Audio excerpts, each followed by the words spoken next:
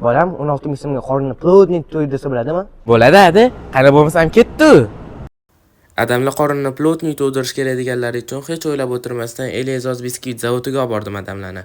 Bu yoqda assortiment juda ham ko'p. Birinchi marta tushgan odam biskvit, pechenni, keksni ko'rib ko'zlari qamashib ketadi. Chunki bu yoqning xo'jayinlari ishchi soni uchun emas, mahsulotning sifati uchun harakat qilishadi.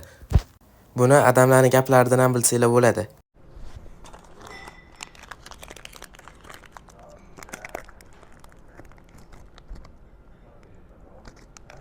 Mazasiga gap yo'q. Qornini plotnik to'ydirib qo'yar ekan. Bu yoqning xo'jayinlari bo'lsa xalqimizga bo'lsin deb arzon narxlarda chiqarishgan. Mana mana shu ko'rib turgan har bitta blokinglar 16 ming so'mdan. Zo'ra? Mufassirlar bilan kelib 4 deb ketadigan joy ekan. Lekin mazasiga 5 ketdi. Ada bu yoqda kelib yeb ichib bo'lmaydi. Bu yoq ishlab chiqarish. Agar shu turdagi keks va biskvitlarni qidirayotgan bo'lsangiz, O'zbekistondagi barcha do'konlarda bor. Mali nevaralarimga avval 4 ta.